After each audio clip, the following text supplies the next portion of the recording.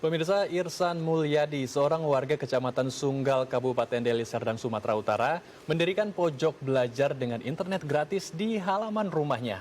Pojok belajar milik Irsan dimanfaatkan anak-anak sekitar rumahnya yang tidak memiliki gawai dan kuota internet untuk belajar daring.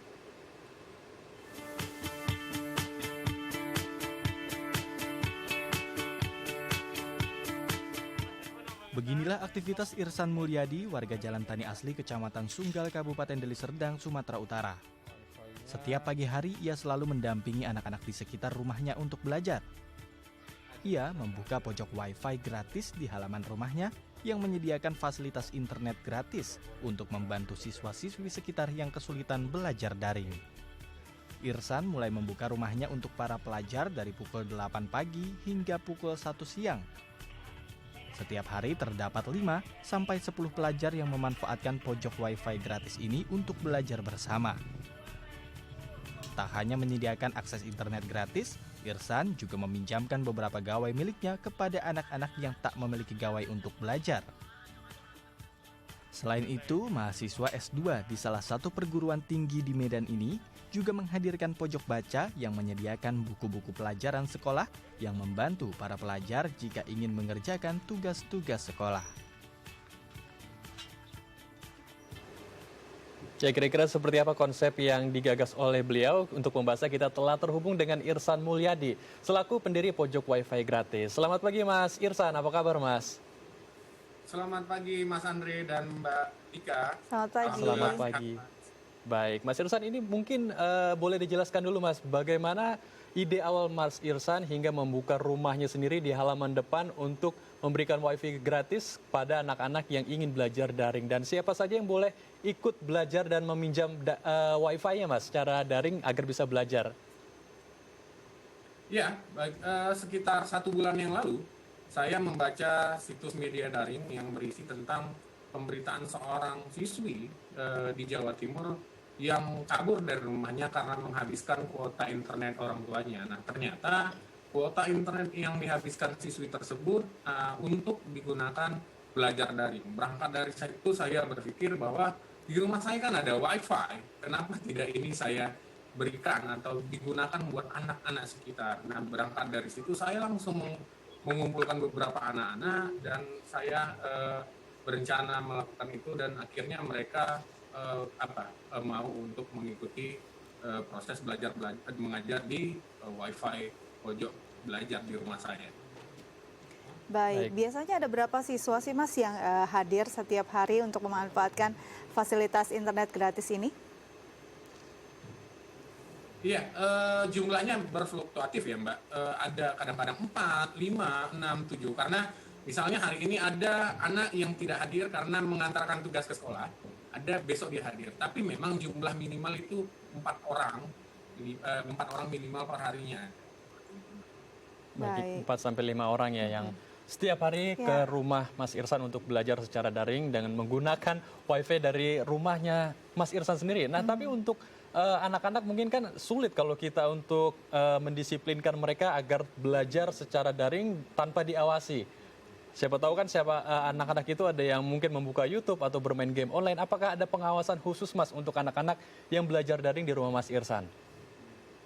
Iya, yang pertama kita melakukan beberapa aturan di pojok belajar. Mereka itu tidak boleh bermain games, mereka itu tidak boleh membuka bermain TikTok, mereka itu tidak boleh bersosial media, dan tidak boleh membuka YouTube yang tidak ada hubungannya dengan proses belajar mengajar. Nah, itu harus disepakati adik-adik, itu yang pertama. Terus yang kedua, beberapa kali saya melihat mereka belajar, kemungkinan kecil mereka untuk bermain games, membuka tayangan YouTube yang tidak ada hubungannya dengan sekolah atau bermain sosial media sangat kecil. Karena apa? Karena ketika mereka hadir, datang absensi, terus selanjutnya mereka buka Google Classroom yang kemudian ada soalan-soalan, akhirnya mereka download di Google Classroom, yang kemudian soal itu mereka jawab di secari kertas yang kemudian mereka foto dan mereka share ke grup yang ada gurunya. Artinya apa? Artinya kalau menurut saya kemungkinan kecil waktu mereka untuk bisa bermain games. Kalaupun seandainya ada, itu mungkin di peralihan mata pelajaran A dan mata pelajaran B, seperti itu. Baik, jadi memang cukup padat juga apa yang harus dijalani anak-anak selama belajar daring. Mas, ini kan masih dalam kondisi pandemi. Bagaimana mengedukasi anak-anak untuk tetap menerapkan protokol kesehatan selama belajar daring dengan fasilitas yang Mas siapkan di rumah? Ya, baik. Jadi seperti yang saya katakan bahwa tadi selain peraturan-peraturan yang kita terapkan, kita juga menerapkan protokol kesehatan. Mereka, adik-adik yang hadir itu harus mencuci tangan pakai sabun atau sanitizer yang kita sediakan. Terus yang kedua, mereka wajib memakai masker. Ketika seandainya mereka hadir tidak memakai masker, kita sediakan masker. Dan yang ketiga, mereka harus menjaga jarak. Nah, itu beberapa peraturan lagi yang harus kita jalankan dan itu mereka sepakati. Kira-kira seperti itu, Mbak Dika. Baik. Protokol kesehatan juga diterapkan dan juga ada peraturan tertentu agar anak-anak disiplin juga dalam belajar secara daring. Tapi dalam penerapannya sendiri, apakah ini pribadi dari Mas Irsan sendiri atau Mas Irsan mengajak relawan lainnya dalam rumah Mas Irsan nih? Ya, ini mulanya inisiatif. Saya mendirikan pojok belajar Wi-Fi gratis ini sudah berjalan hampir 40 hari. Ada satu kali seorang mahasiswa di Medan, dia mengirimkan pesan kepada saya, dia ingin mengajarkan tentang mata pelajaran tertentu. Terus saya bilang, mohon maaf, bukan bermaksud menolak. Yang saya khawatirkan ketika kamu hadir di rumah saya berarti ada tatap muka, sementara mereka kan belajar memakai sistem daring seperti itu. Mungkin nanti kiatnya akan kita create, apakah nanti belajar melalui screen atau gimana. Untuk saat ini ada beberapa orang yang mau hadir, tapi menurut saya akan kontradiktif ketika mereka hadir belajar tetapi pakai sistem daring, itu kan sedikit kontradiktif menurut saya. Oke, jadi memang harus ada kedisiplinan dan juga komitmen untuk menjaga kesehatan bersama.